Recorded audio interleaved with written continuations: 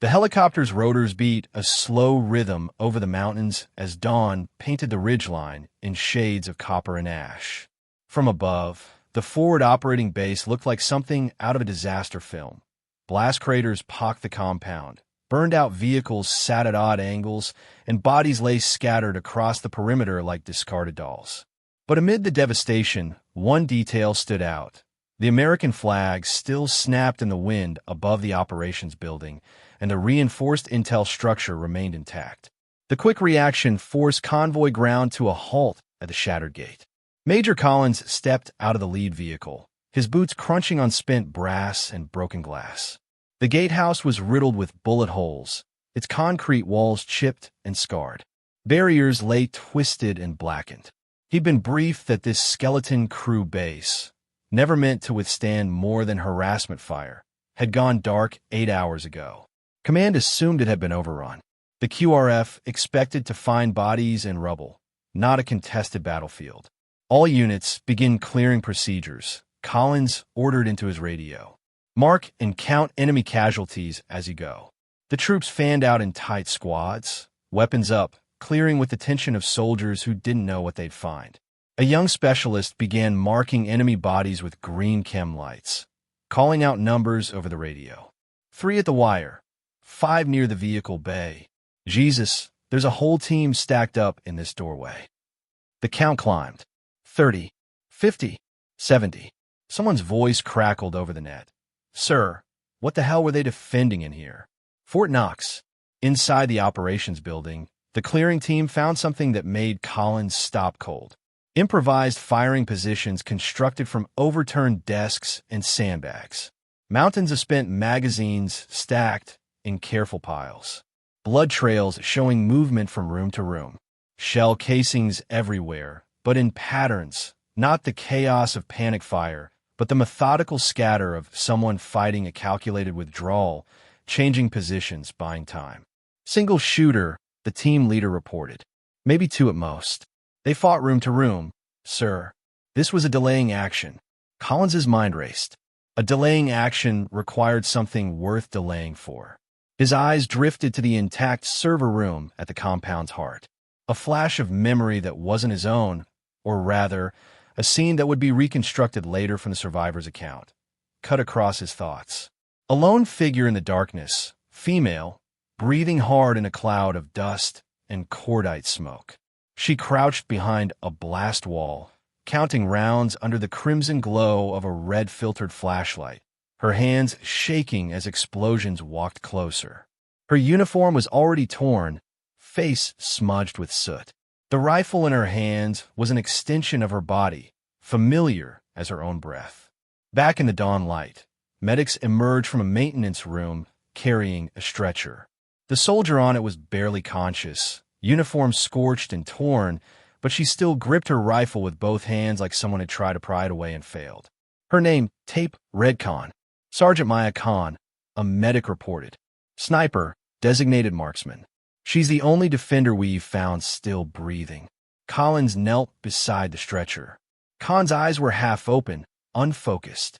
Her shoulder was bandaged, her face cut and bruised, but she was alive. Around her, the evidence suggested she might be the reason anyone was alive. An intelligence officer emerged from the server room, his face pale. Sir, you need to see this. The vault's intact. Hard cases sealed. No breach attempts that succeeded. Whatever's in there, they tried damn hard to get to it. Over the rising whine of an inbound medevac helicopter, someone shouted the unofficial tally. 92 enemy dead or abandoned. 8 hours under sustained contact. A pause. One shooter still breathing. The helicopter lifted off with Khan aboard, and Collins stood in the settling dust, trying to reconcile the numbers. 92. 8 hours. One sergeant who most people probably never noticed. 12 hours earlier, the same base had been almost boring. The late afternoon sun bleached the HESCO barriers to a uniform tan, and the small perimeter fence seemed more decorative than defensive. The ridge line loomed 800 meters away, dark and imposing, while a dusty valley road wound toward a nearby village where goats outnumbered people. Sergeant Maya Khan sat at the firing line, methodically checking her rifle zero after swapping barrels. She adjusted her scope, made wind calls even though the air was calm, and logged everything in a worn notebook. From the tower, Staff Sergeant Peters watched with faint amusement. "Con, there's no wind. You're zeroing for conditions that don't exist." She didn't look up. "Conditions change, Sergeant." Peters shook his head and climbed down. In the cramped chow hall, the handful of soldiers assigned to the base ate and joked, the conversation turning to rotation schedules and the rumor that most of them would transfer to a bigger base with actual amenities. Maya sat alone at a corner table, eating mechanically while sketching terrain features in her notebook. Too serious for a dead-end listening post. Someone muttered, "Not quite quiet enough." The afternoon intelligence brief was held in the operations room, barely large enough for the 8 people present. Lieutenant Reyes, the base commander, pulled up a map on a laptop screen. "All right, quick reminder of why we're here. This base isn't about territory, it's a node. The server vault behind me aggregates drone feeds, signals intelligence, and targeting data for the entire sector. We're low profile because we're low threat. Intel shows some probing attacks up north, but nothing in our AO. What's the crew for tonight, sir?" Peters asked. "Most of the platoon rolls out at 1900 to support a joint patrol with the locals. That leaves 8 of us holding down the fort. Yukon, Ramirez on radio, Doc Williams, Martinez in the vehicle bay, and 3 others for rotation. Standard skeleton crew for a quiet night." Maya's eyes flickered to the map, tracing the ridge line and approach routes. She said nothing. After the brief, she conducted her habitual perimeter walk alone. It was a ritual the others found excessive, even neurotic, but she couldn't stop herself. The base felt wrong today. Small things. A set of fresh tire tracks on a rarely used access road that paralleled the fence. A goat pen with its fence broken, not from age but from force, the break pointing toward the ridge. A large stone that she remembered being 10 meters farther from the wire now moved closer to one of the blind spots in the surveillance camera coverage. She found Peters near the vehicle bay. "Sergeant, I'm seeing indicators. Fresh tracks, disturbed ground near the dead space on the eastern wall. I think we should add claymores and trip flares on that approach." Peters sighed. "Con, you see ghosts in every footprint. Command doesn't want another false alarm report. Last time you called in suspicious activity, it was a farmer's dog. That was different. This is a quiet post on a quiet night. Relax." She walked away without arguing, jaw tight. Back in her bunk area, she checked her gear one more time.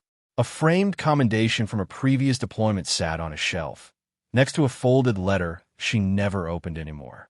Both were reminders of an ambush 2 years ago, when she'd been part of a patrol that got hit hard. Most of her team died because someone ignored the warning signs, trusted the plan over their instincts. She'd survived. Barely. The guilt and the lesson had stayed with her, making her the weird, quiet sniper who saw threats everywhere. At sunset, the outbound patrol mounted up in armored trucks. Engines roared, dust rose, and then they were gone. The base suddenly felt enormous and empty. Floodlights clicked on automatically, casting harsh shadows. Radios hummed with the static of open channels. Maya climbed to the small observation tower to check sightlines one last time. Through her scope, she scanned the ridge. Something caught her eye, a brief glint of glass or metal, there and gone. She checked again. Nothing. Filed it away. Down in the operations room, Ramirez complained about intermittent static on the long-haul communication link. An engineer shrugged it off. Atmospheric interference. Happens. Maya lingered in the doorway, uneasy. The static, the tracks, the moved stone, the glint on the ridge. Individually, they were nothing. Together, they formed a pattern. Doc Williams found her staring at the perimeter map. "You opted to stay back instead of going on patrol. How come?" She hesitated. "Better on the wall than on the road." "That's not an answer. It's the one I've got."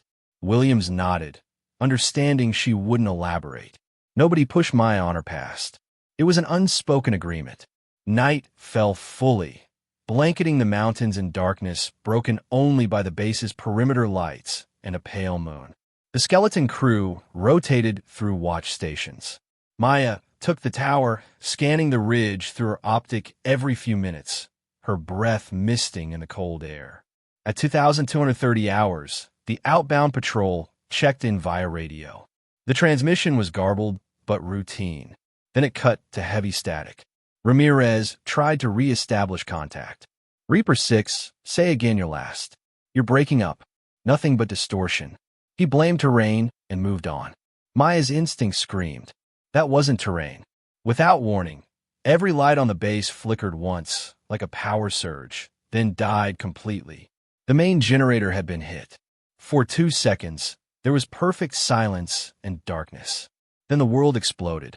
Mortar rounds slammed into the far side of the compound with terrifying precision. The first volley hit the vehicle bay. The second walked toward the radio room. These weren't harassing shots. This was pre-sighted, accurate fire from someone who knew the base layout by heart. On the ridge, muzzle flashes strobed like deadly fireworks. Mortar teams and spotters, at least 3 positions. Their rounds marched across the compound with mechanical efficiency, targeting key structures. Maya sprinted down from the tower as the world shook. An explosion lifted her off her feet, slamming her into a wall. Ears ringing, she crawled toward the operations building and found Doc Williams dragging himself, both legs bleeding. She grabbed his gear and hauled him behind a blast wall. Peters lay near the shattered operations doorway, not moving, a pool spreading beneath him. In seconds, the effective defenders had been cut from 8 to maybe 3. Ramirez was screaming into radios, cycling through frequencies. Any station, this is Firebase Kestrel. We are under effective fire. 80 plus attackers. Request immediate. Static swallowed his words. He tried the backup handset. More static. The emergency satellite link. Their last resort. Dead air. Every channel's jammed. Ramirez shouted. Long-haul backup sat everything. Maya's blood ran cold. This wasn't random. This was planned, layered, deliberate. Through the darkness, lit by burning vehicles and muzzle flashes, she saw silhouettes massing at the wire.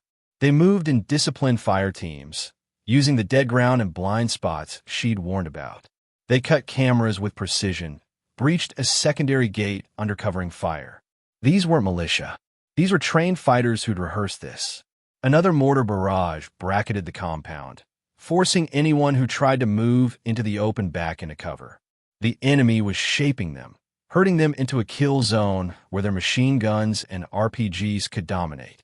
A private named Chun tried to reach a parked vehicle to man the mounted heavy gun. He made it 10 meters before automatic fire from the ridge cut him down mid-sprint. The enemy had overwatch. At least one sniper, probably more. From the valley road came the distant sound of heavy gunfire. The outbound patrol was in contact. The ambush wasn't just here, it was everywhere. The base was completely isolated. In the flickering emergency lights of the operations room, Maya found Ramirez hyperventilating. What do we do? Protocol says consolidate and defend the vault, but there's only 2 of us. Maya's mind raced. Consolidate meant staying in the interior rooms, waiting for the enemy to come to them. But the enemy wasn't in a hurry. They had mortars, time, and numbers. They could methodically break down every defense. Protocol wasn't written for this.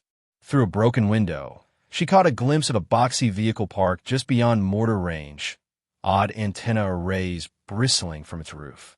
A jammer truck. The static she'd heard earlier, dismissed as interference, had been them testing their equipment. Enemy fighters began probing the inner walls with grenades. But they weren't charging. They were careful, methodical, trying to force defenders away from the intel building without destroying it. They wanted something inside intact.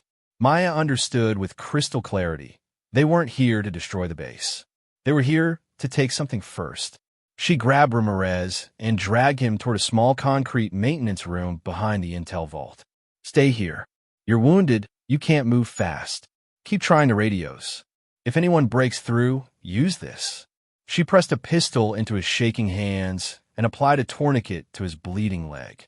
Where are you going? Somewhere they won't expect. She raided the weapons cage, grabbing every magazine of match-grade ammunition she could find, a handful of trip flares, and 2 fragmentation grenades. The cache was pathetically small. This base had never been stocked for a siege. By red-filtered flashlight, she studied a laminated base diagram. The standard defensive positions were obvious: the tower she'd just left, the operations room, the vault corridor. The enemy would be watching all of them. But there was one position nobody thought about anymore: the old observation tower on the far corner, decommissioned 3 months ago because its foundation was cracking. Reachable only through a maintenance trench and an exposed ladder. A position so neglected that it didn't appear on current defense plans. It was perfect. She moved through back corridors filled with spare parts and dust, navigating by memory when her night vision goggles began to flicker, battery dying faster than expected. Outside, she slipped into the shallow drainage trench that ran along the inside of the perimeter wall. It was barely deep enough, forcing her to crawl on her stomach as tracers and grenades snapped overhead. She froze as boots crunched on gravel inches above her head. Enemy voices, speaking in rapid, clipped phrases she didn't understand, but the tone was clear: tactical coordination. Professional. Then she caught a phrase in accented English. Server vault, copy drives first, then demo charges for propaganda footage. Her suspicion confirmed. They wanted the intelligence data intact. The trench ended at the base of the old tower. The metal ladder was partially illuminated by burning vehicles, making her a perfect silhouette target. She waited, counting seconds between mortar impacts, then started climbing during an explosion that lit the sky and masked her movement. Halfway up, a blast wave hit the tower. The structure shuddered, and she slammed into the rungs, her shoulder screaming in pain. Something cracked, not bone, but the protective lens on her rifle optic. She blinked through tears and checked the scope. Functional, but the glass was warped at the edges, creating distortion. Not ideal for precision work. She hauled herself into the tower's tiny room. Dust-covered sandbags, a broken stool, a small locker with mismatched ammunition, and a spotting scope with cloudy glass. She worked fast, stacking sandbags to create mousehole firing ports, positions that gave her angles on the ridge, the jammer truck, and the main breach point. She strung trip flares on the stairwell and placed her grenades at choke points, turning the tower into a deadly trap for anyone who followed her up. Through the cloudy spotting scope, she surveyed the battlefield. Enemy mortar teams behind the ridge, ammunition stacked nearby. A commander with a radio near the jammer truck. Machine gun crews rotating at the wire. 2 Overwatch shooters scanning for targets. And something else, a small commercial drone on a nearby rooftop, briefly rising before settling again. They had aerial reconnaissance. She was one person with limited ammunition and failing equipment, about to fight a coordinated assault force of 90-plus fighters. The smart move was to stay hidden. But Smart hadn't saved her team 2 years ago when she'd followed orders instead of instinct. Maya settled behind her rifle, controlled her breathing, and began building a target ladder in her mind. Not the closest threats, not the loudest guns, the force multipliers, the specialists who shaped the entire battle. First, the enemy sniper on the ridge who'd killed Chun and kept every defender pinned. She found him silhouetted against a burning truck, shifting position, waited for her breathing to settle. The warped optic made ranging difficult, but she adjusted. Squeezed. The rifle bucked. The sniper's body jerked and tumbled from the rocks, his weapon clattering away. Enemy fire stuttered, confused. They just lost their long-range eyes. She shifted aim before they could locate her. The mortar spotter stood near a radio, gesturing to his teams. She led him slightly for distance and wind, fired. He dropped. Without his corrections, the mortar teams began firing blindly, their rounds drifting, some landing dangerously close to their own assault elements. Next, the machine gun crews bracketing the main breach. She timed her shots during mortar blasts, so her muzzle flash would be masked by larger explosions. One gunner. Wait. Another. The guns went silent, and suddenly the courtyard defenders below had room to breathe. She counted magazines. 8 left, maybe 12 rounds each. Every shot had a matter. Her shoulder throbbed with each recoil, but she pushed the pain away, focusing on fundamentals. Sight picture, trigger press, follow through. Below, enemy leaders were noticing the pattern. Someone was hunting their specialists. She heard shouted orders, saw fighters scanning rooftops and towers. The drone lifted off, beginning a systematic search pattern. Its buzzing grew louder. Maya froze as it swept past her position. Its camera pointed the wrong direction. Its circle came back. This time it would see her. She waited until it silhouetted against a muzzle flash from below, then took a shot she'd normally never risk, firing at a small, moving aerial target. The drone shattered midair, pieces raining down. But now they knew exactly where she was. The enemy commander screamed orders. Every available weapon turned toward the old tower. Automatic fire chewed through sandbags, spraying her with dust and concrete chips. An RPG hit the structure's base, and the entire tower swayed. She grabbed her rifle to keep it from flying over the edge. Simultaneously, an assault team was ordered to flank the tower from inside the compound. Her trip flares ignited, bathing the stairwell in harsh white light. The grenade she'd placed detonated, buying her precious seconds. But they kept coming. On the valley road, the sound of gunfire changed. The outbound patrol, sensing the enemy's attention had shifted, was pushing forward. Maya grabbed a flare gun from the locker and fired a Red Star cluster toward the jammer truck's position. A signal, a target designation, a desperate prayer that someone friendly would see it and understand. She had 3 magazines left. The tower was collapsing around her. Enemy fighters were climbing the stairs. But she still had one critical shot to take. Through the warped optic and swirling smoke from burning vehicles, she found the jammer truck and the commander beside it. They were partially obscured, talking into radios, coordinating the final push. She needed a perfect shot through a narrow gap in the smoke with a damaged optic while the tower shook from impacts. Maya slowed her breathing to almost nothing. Found the gap. Saw the commander's silhouette. Adjusted for the optics distortion. Her finger rested on the trigger with the lightest pressure. Squeezed. The round flew true. It struck something volatile near the jammer. A fuel canister, demolition charges, something that shouldn't have been stored there.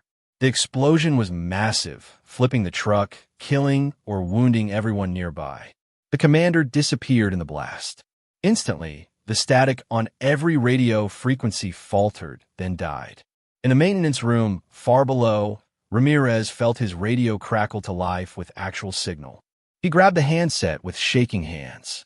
Any station, this is Firebase Kestrel. We are under effective fire. 9-2 plus enemy. They're inside the wire. We need immediate QRF, immediate air support. His broken, desperate message punched through to higher headquarters and the distant quick reaction force, who immediately altered course toward the besieged base. On the ridge and at the wire, enemy fighters suddenly lost their command structure. The mortars had stopped. The Overwatch sniper was dead. The jammer was destroyed.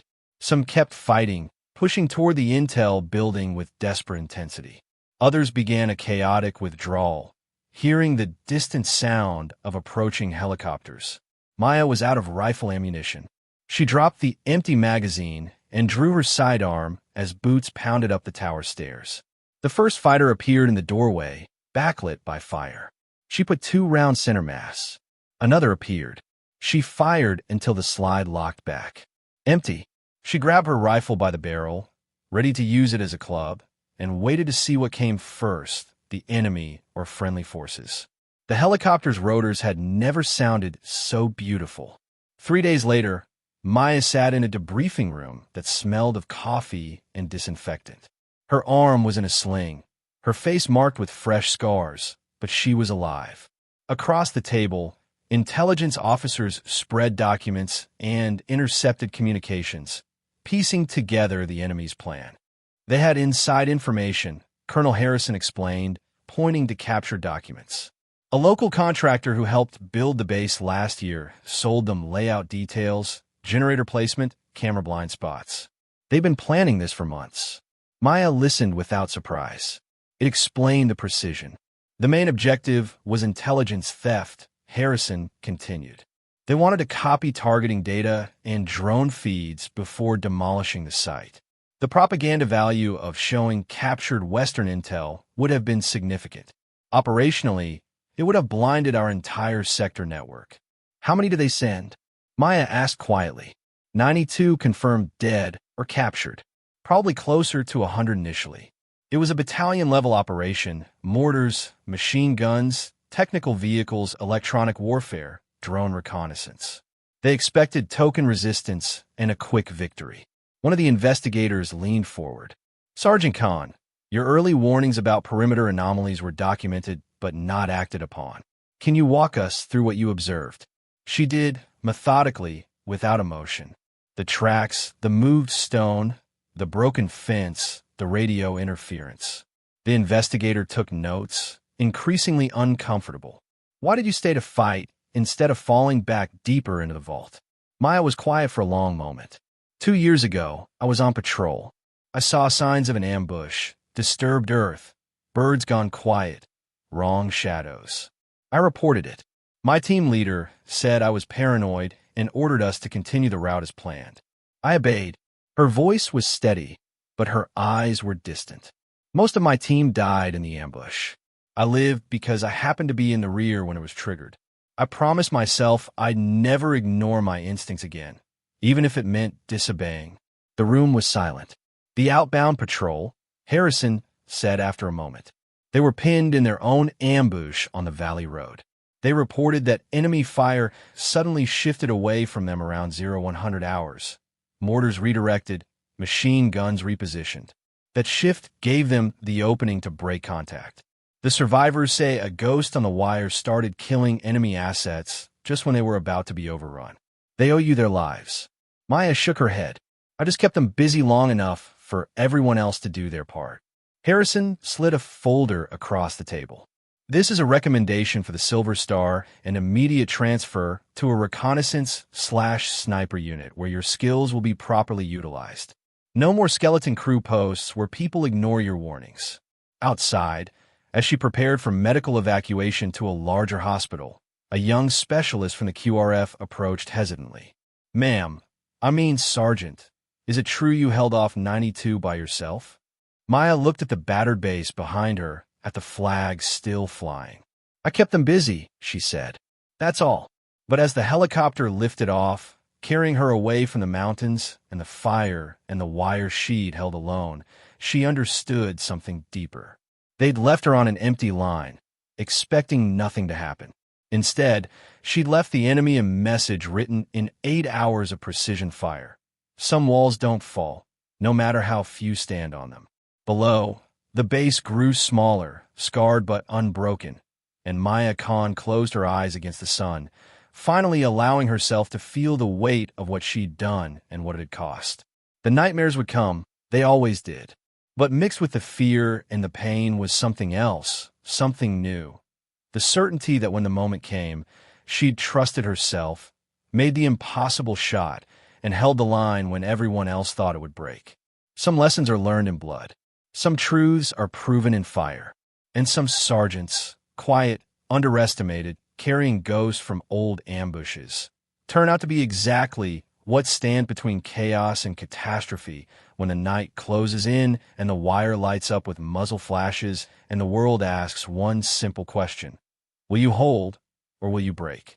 Maya Khan held, and 92 attackers learned too late that numbers mean nothing against someone who refuses to fall one precise shot at a time.